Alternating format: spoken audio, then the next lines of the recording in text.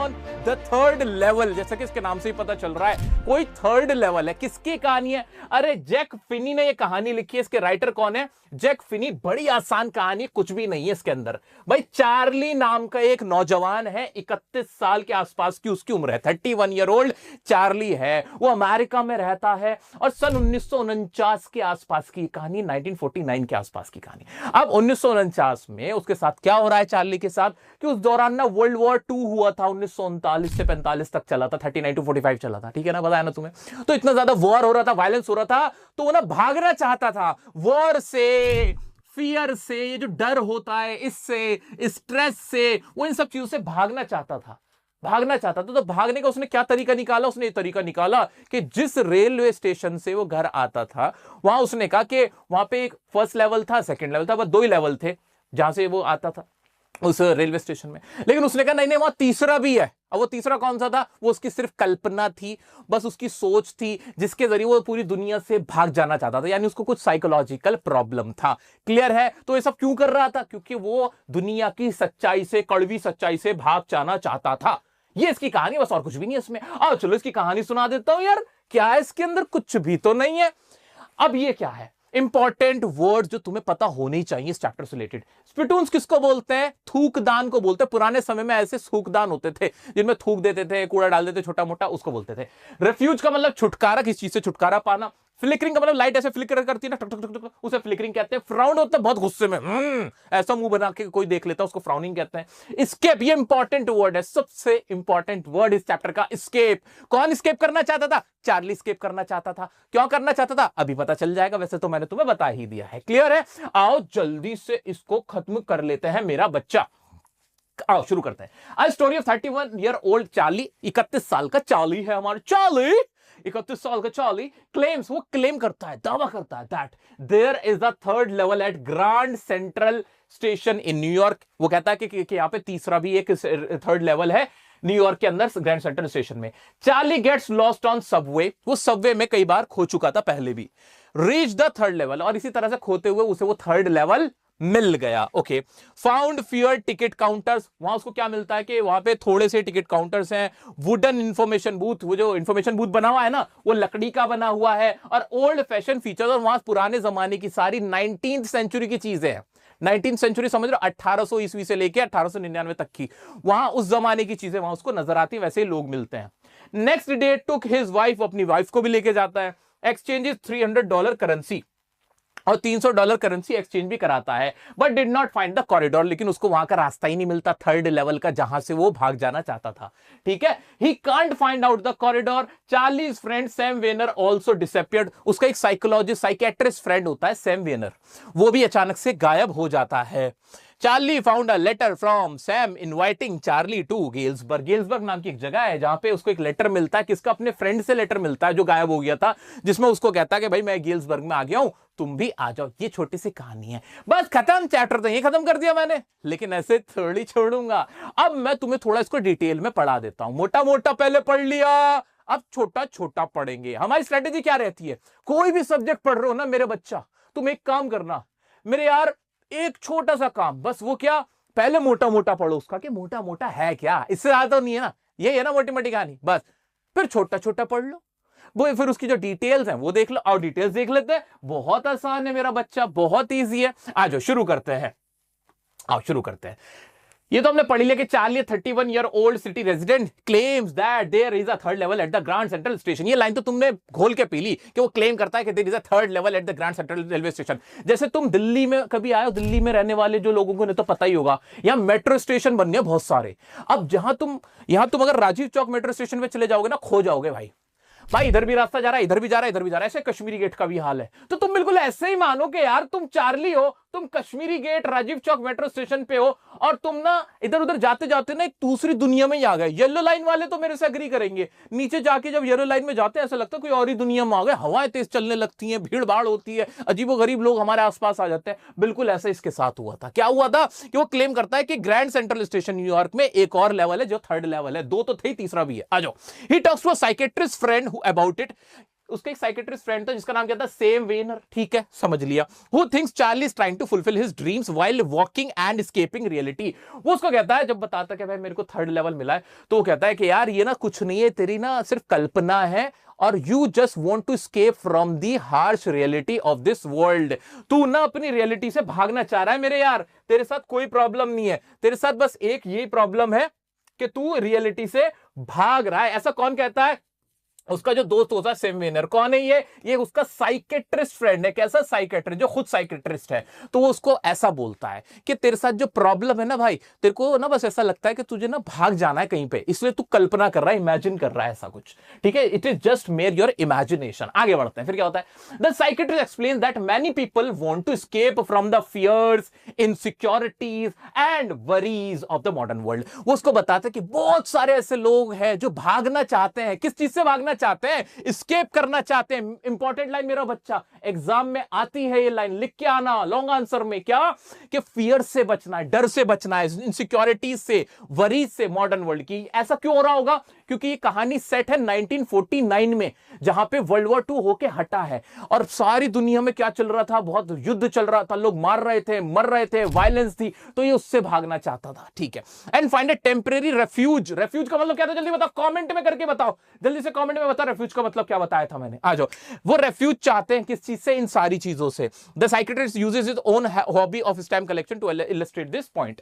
Psychiatrist इसमें अपनी stamp collection की हॉबी को भी एक्सप्लेन करता है कि भाई कैसे वो एस्केप करते हैं। लोग स्टैम्प कलेक्शन करके भी एस्केप करते हैं, बचते हैं। जैसे हम सब भी ना कहीं ना कोई एस्केप चाह रहे होते हैं कि कुछ टाइम के लिए क्रिकेट खेल लें, कुछ टाइम के लिए गेम खेल लें, कुछ टाइम के लिए नॉवेल पढ़ लें, इस तरह की चीजें कर लें। The psychiatrist uses his own hobby of stamp collection to illustrate this point. जो psychiatrist friend the Sam Winner, वो क्या कहता है कि जो चार्ली तुम्हें जो आदत है ना स्टैम्प कलेक्शन की, जो तुम्हारी हॉबी है, ये भी एक तरह का एस्केप ही है, ताकि कुछ देर के लिए तुम पूरी दुनिया भूल जाओ। ऐसे वो एग्जांपल देखो, उसको समझाता है। आगे बढ़ते हैं, important line. Charlie finds the Grand Central Station confusing at times. कई बार चार्ली ना जो ग्रैंड सेंट्रल स्टेशन में उसमें कंफ्यूज हुआ था। कैसे कैसे कंफ्यूज हो जाता था? अरे जैसे तुम हो जाते हो कश्मीरी गेट मेट्रो स्टेशन पे पहुंच के, राजीव चौक मेट्रो स्टेशन पे पहुंच के तुम कंफ्यूज हो जाते हो, इसी तरह से चार्ली भी कंफ्यूज हुआ था। And has gotten lost on the Subway a few times. कई बार सबवे पे वो रास्ता भूल गया था, भटक गया था। Once he ended up in the lobby of the Roosevelt Hotel. एक बार तो रूजवेल्ट होटल के अंदर जाके निकला था, और एक बार अनदर टाइम ही found himself 3 blocks away from an office building. भाई अपने ऑफिस बिल्डिंग से 3 ब्लॉक्स दूर जाके कहीं निकला था। तो यानी वो कंफ्यूज हुआ था पहले भी। अब तीसरी बार क्या हो रहा है, या तीसरी बार कह रहा हूं, इस बार क्या हुआ इसके साथ, आइए देखते हैं। However, during his latest trip, he gets lost again and ends up on the unique third level. लेकिन इस बार जो भटका है ना, तो तीसरे लेवल पे जाकर निकला है। आगे बढ़ते हैं। Charlie walks through silent hallway, turning left and going downhill until he reaches an old station that looks very different from the two familiar levels. Charlie जाता जाता है, ऐसे नीचे जाता है, टुक टुक टुक टुक टुक टुक टुक टुक, देखता हुआ जा रहा है, दिखता जा रहा है, रास्ता नहीं मिल रहा, टक टक टक टक, अपनी हैट पहन रखी है, कोट पहन रखा है, और चलता हुआ जा रहा है चार्ली, टुक टुक टुक टुक। नीचे देखा, अरे ये कहां में आ गया, और वो थर्ड लेवल पे जाके पहुंचा। उसे कैसे पता चले थर्ड लेवल है? भाई कुछ चीजें वहां देखी होंगी। क्या चीजें देखी, आइए देखते हैं। This small room has fewer ticket counters. Exam का क्वेश्चन है यार, वो ये लाइन तुम्हें याद रखनी है, मेरे साथ साथ बोलो, लिखो यहां पे क्या था वहां पे। fewer ticket counters थे, ट्रेन गेट थे, and a wooden information booth था। और जो इंफॉर्मेशन का जो डेस्क होता है ना, वो लकड़ी का बना हुआ था। ओल्ड फैशन फीचर थे, जैसे कि वेवरिंग गैस लाइट थे, ब्रास स्पिटून्स थे, ब्रास के वो थे थूकदान, स्पिटून्स हमने अभी पढ़ा था ना। हाँ, ये सब वर्ड्स लिखते जाओ, एग्जाम के वर्ड्स है मेरा बच्चा। विच remind Charlie of the architecture from the 1800। उसको तब का कब का लग रहा था ये? 1800, वो जो 19वीं शताब्दी थी, 1800 से लेकर 1899 तक के दौर के, ये सब कुछ उसे लग रहा था। He sees people wearing outdated clothes, और जो लोग कपड़े पहने हुए थे वो भी पुराने जमाने के कपड़े थे। एक आदमी आता है, वो अपने जेब में से ना, अपने पॉकेट में से, ऐसे वास्कट की पॉकेट में से क्या निकालता है? सोने की घड़ी निकालता है। बड़ी बड़ी मूछें थी, मुस्टैच थी, बड़े बड़े साइड बोन्स थे, ये जो कलमे होती है साइड बोन्स, बड़े बड़े साइड बोन्स थे। वो उन सबको देखकर ना हैरान होता है कि ये तो ओल्ड फैशन क्लोथ्स हैं। आज आगे बढ़ते हैं। He sees people wearing outdated clothes and checks a newspaper called The World. Important word, जल्दी से एक साथ सब लोग कमेंट में लिखो। न्यूज़पेपर का नाम क्या था? The world. वो एक न्यूज़पेपर देखता है, न्यूज़पेपर का नाम था दी वर्ल्ड। उसमें डेट क्या पड़ी हुई थी? Date is June 11, 1894। और वो किस वक्त में था? 1949 में। भाई 1949 में मैं देख रहा हूं कि अखबार पे डेट लिखी है 1894। मैं तो ये चक्कर खा के गिर जाऊंगा, है ना। आ जाओ। When Charlie tries to buy 2 tickets, he realizes he needs to use old currency. अब वो जाता है टिकट काउंटर पे, जरा 2 टिकट देना। तो जो वो टिकट देने वाला होता है वो ना उसकी तरफ ऐसे देखता है, वो जो क्लर्क होता है, क्या तुम मेरे को क्या बेवकूफ समझ रहे हो? वो सोचता है कि कोई ये ना बहरूपिया है और ना मेरे को झूठे पैसे देके ना टिकट लेना आया है, क्योंकि उस जमाने की करेंसी अलग थी और अब की करेंसी अलग थी। चार्ली तो 3rd लेवल पे आ चुका था, 1800 ईस्वी में आ चुका, 1800 ईस्वी कहना गलत होगा, 19th सेंचुरी में आ चुका था, ये कहना ज्यादा सही रहेगा, ठीक है ना। अब क्या होता है, he had always dreamed of travelling to Galesburg. अभी गेल्सबर्ग इंपॉर्टेंट वर्ड है, इसके अंदर ये सबसे इंपॉर्टेंट है। क्या? चार्ली के केस में गेल्सबर्ग नाम की जगह बड़ी अच्छी है। गेल्सबर्ग क्या है? एक बहुत क्वाइट प्लेस है जहां पे शांति है, ट्रैंक्विलिटी है, ब्यूटीफुल है। एग्जाम में बच्चे क्वेश्चन पूछ सकता है कि गेल्सबर्ग क्यों जाना चाहता था, क्योंकि वहां पे पीस है, ट्रैंक्विलिटी है, वो ब्यूटीफुल है, और सारी चीजें भी पता चलेंगी और क्या क्या, ठीक है। लेकिन गेल्सबर्ग है कि एक प्लेस है जहां चार्ली जाना चाहता है। क्यों जाना चाहता है? क्योंकि भाई जहां वो अब है ना 1949 में, वहां वॉर है, वायलेंस है, फियर है, स्ट्रेस है, वो सबसे दूर भागना चाहता है। तो चार्ली ना 2 टिकट खरीदने की कोशिश करता है, लेकिन वो टिकट नहीं मिलते उसको। वो गेल्सबर्ग के टिकट खरीदने की कोशिश करता है। अब गेल्सबर्ग के बारे में क्या, विद हिज वाइफ लूजा। अब चार्ली की वाइफ जो है उसका नाम क्या है, लूजा। अब लूजा के साथ वो गेल्सबर्ग जाना चाहता है। क्यों जाना चाहता है? A town he remembered as wonderful with big houses. वहां बिग हाउसेस है, लार्ज लॉन्स है एंड ट्रीज है। बिग हाउसेस है, लॉन्स है, ट्रीज है, ट्रैंक्विलिटी है, पीस है, ये सारी चीजें वहां है। The area has long summer evening and a relaxed atmosphere which appeal to him. वहां पे उसको बहुत आकर्षित करती है वो जगह, क्योंकि वहां पे ये सारी चीजें मौजूद है। इंपॉर्टेंट वर्ड्स है, इंपॉर्टेंट लाइन्स है, याद रखना मेरा बच्चा। आगे बढ़ते हैं। अब during lunch the next day, अगले दिन लंच के टाइम पे चार्ली क्या करता है, ही एक्सचेंजेस $300 फॉर ओल्ड करेंसी। $300 को ना ओल्ड करेंसी में चेंज करा लेता है। यानी 1949 में जो करेंसी थी उसको 1894 की करेंसी से रिप्लेस करवा लेता है, खरीद लेता है उस जमाने की करेंसी। क्या होता है, he is not bothered by the fact, उसको फर्क नहीं पड़ता इस बात से। बॉदर्ड बाय द फैक्ट, मेरे बच्चा लिखो ये लाइन, इंपॉर्टेंट लाइन, एग्जाम में आने वाली लाइन है ये, क्वेश्चन पूछा जाएगा। Why he was not bothered, bothered मतलब परेशान होना, उसको इस चीज से फर्क नहीं पड़ता। That the amount only comes to $200। भाई $300 उसने दिए आज की करेंसी के, और पुराने नोट उसको कितने मिले, सिर्फ 200 ही मिले। ऐसे समझ लो ना, जो पिछले डिमोनेटाइजेशन से पहले के जो नोट होते थे 500 रुपए वाले, तुम आज उनको एक्सचेंज कराने लग जाओ, बिल्कुल ऐसा समझो। तो तुमने दिए कितने आज के जमाने के, तुमने दिए 500, बदले में मिले तुम्हें 300। लेकिन तुम कहोगे यार ये तो नुकसान हो गया, लेकिन चार्ली को इस बात से फर्क नहीं पड़ रहा था। क्यों नहीं पड़ रहा था, ये एग्जाम में क्वेश्चन आएगा। Why? Because he wants to go to Galesburg with his wife Louisa. अपनी वाइफ लूजा के साथ कहां जाना चाहता है, गेल्सबर्ग में। क्यों जाना चाहता है? वहां पे क्या है, वहां पे ट्रीज है, बिग लॉन्स है, और वो वहां ट्रैंक्विलिटी है, ब्यूटीफुल है गेल्सबर्ग, जो अभी हमने देखा था। क्लियर? हाँ सर जी, आगे बढ़ जाओ। फिर क्या होता भाई, अब तो ओल्ड करेंसी आ गई, अब तो खरीद लेगा। However, he can't find the corridor. उसको वो कॉरिडोर ही नहीं मिलता, यानी वो रास्ता ही नहीं मिलता जो 3rd लेवल पे उसको ले जाए। वो खूब ढूंढता है अपनी वाइफ के साथ भी, लेकिन उसको नहीं मिलता। When his wife finds out, she tells him to stop searching. वो कहती है अरे जाने दो, छोड़ो ना, नहीं मिल रहा तो नहीं मिल रहा, छोड़ दो, ये सब बंद कर दो। उसके बाद क्या होता है, चार्ली बंद कर देता है रास्ता ढूंढना 3rd लेवल का। चार्लीज फ्रेंड सैम वेनर, जो कि साइकेट्रिस्ट फ्रेंड था, whom he shared his idea about Galesburg with, also disappears unexpectedly. भाई उसका वो दोस्त भी गायब हो जाता है अचानक से। उसके सारे क्लाइंट उसको इंतजार कर रहे होते हैं, उससे कनेक्ट कर रहे होते हैं, उसके घर वाले, वो लेकिन गायब है। वो कहां गायब हो गया? And his wife spends unexpectedly and his wife spends weekends looking for him. और उसकी बीवी उसको ढूंढ रही है, कहां गया भाई, कहां गया। Charlie inherited the hobby of collecting stamps from his grandfather. Charlie को तुम्हें पता ही था, शुरू में बताया था कि उसको स्टैम्प कलेक्शन का शौक था। अब चार्ली को पता चला मेरा दोस्त गायब हो गया, लेकिन उसे नहीं पता कहां गायब हुआ, क्या हुआ। देखते हैं क्या हुआ उसके साथ। One day, एक दिन, while going through his stamp collection, he discovers a letter addressed to his grandfather in Galesburg. एक दिन वो स्टैम्प कलेक्शन ऐसे देख रहा होता है, तो उसको एक लेटर मिलता है जिसपे उसके ग्रैंडफादर का नाम लिखा होता है, उसको एड्रेस किया जाता है, ठीक है। Which has the postmark of a faded 6-cent stamp with a picture of President Garfield. President Garfield की पिक्चर लगी होती है, और इस तरह का होता है जैसे 1894 में की सारी डिटेल्स होती है उस एनवेलप पे। अब आगे देखते हैं क्या है उस एनवेलप पे। What surprises him more is that the letter was not there before. वो लेटर पहले वहां नहीं था। The letter written on 18 जुलाई 1894, और उस पे डेट क्या डली है, 18 जुलाई 1894, invites Charlie and Looza to Galesburg and is from his psychiatrist friend Sam.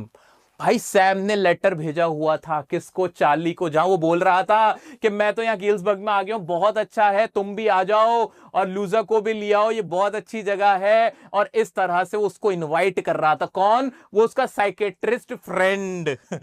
ठीक है। Sam mentions in the letter that he has moved to Galesburg and invested $800 in old currency bills for his business. और उसने ये भी बोला कि मैंने $800 business में इन्वेस्ट कर दिए, यहां पर आके करेंसी को एक्सचेंज करवा लिया है।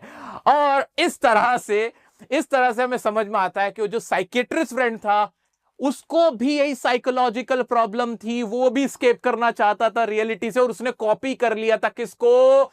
चार्ली को ही कॉपी कर लिया था। उसको भी ऐसा लगने लगा था कि गिल्सबर्ग बहुत अच्छी जगह और वहीं पर चले जाना चाहिए। यह देखने के बाद लूजा को भी विश्वास होने लगा कि वाकई में गिल्सबर्ग नाम की कोई जगह है। वो भी विश्वास करने लगी कि भाई चार्ली सच ही बोल रहा होगा, जो सेम वेनर भी वहां पहुंच गया। ये है असली कहानी इसमें। ठीक है। तो दरअसल साइकेट्रिस्ट फ्रेंड को हुआ क्या था? कुछ नहीं हुआ था। एक्चुअल में जो डॉक्टर इलाज कर रहे थे ना, वो खुद बीमार थे, उनको इलाज की जरूरत पड़ गई थी। वो साइकेट्रिस्ट होके लोगों का इलाज करते करते खुद पागल हो गए। ये कहानी है इसकी, और कुछ नहीं। सब पागल हो गए, चार्ली भी पागल है, उसकी बीवी भी एंड में मानने लगी। ये लिखा है, बीवी भी विश्वास करने लगी थी हाँ गिल्सबर्ग है, जब उसे पता चला सैम विनर ने लेटर भेजा है। ठीक है। तो इतनी प्यारी कहानी है, लेकिन इस कहानी का पूरा जोर पता है किस पे? कि everyone wants to escape from the harsh reality of this world. हर किसी को एक एस्केप चाहिए, इतना ज्यादा स्ट्रेस है इस दुनिया में कि हर किसी को साइकोलॉजिकल प्रॉब्लम हो रही है। दोस्तों इस चैप्टर को बड़े घोंट के हमने पढ़ा है। आइए इसके कुछ पॉइंट्स बता देता हूं जो तुम्हारे लिए जानने बहुत जरूरी है। ये याद रखना इस चैप्टर से रिलेटेड मेरा बच्चा। क्या है वो? जरा ये देख लो, नजर मार लो एक बार। चार्ली किस चीज का एस्केप करना चाहता था? फियर से, वॉर से, वरी से, स्ट्रेस से। और सेम सफर कौन कर रहा था? सैम वेनर भी सेम सफर कर रहा था। सैम वेनर को भी यही प्रॉब्लम थी उसके साइकेट्रिस्ट फ्रेंड को, तभी तो वो भाग गया था लेटर लिख के और कहने लगा था कि भाई हाँ मैं तो गिल्सबर्ग पहुंच गया हूं। कहीं कोई गिल्सबर्ग नहीं पहुंचा था, पुराने टाइम में नहीं पहुंचा था। ये सिर्फ एक कल्पना भर है। ठीक है। आ जाते हैं, चेंजेस क्या थे थर्ड लेवल में, ये तुम्हें याद रखना है कि भाई वहां के ब्रास के स्पिटन्स थे, वुडन बूथ थे, ओल्ड फैशन ड्रेस थी, डिम और फ्लिकरिंग लाइट्स थी वहां पे, वेरी स्मॉल लोकोमोटिव थी, वो जो कोयले से चलती थी वो वाली वहां पे रेलगाड़ियां थी। ये तुम्हें याद रखना है। एक क्वेश्चन और बनता है भाई, रोल ऑफ चार्लीज वाइफ लूजा। लूजा का रोल क्या था? भाई बहुत सपोर्टिव थी, लविंग थी, केयरिंग थी। ये इसके अंदर तुम लिख के आओगे। ठीक है। क्लियर हो गया?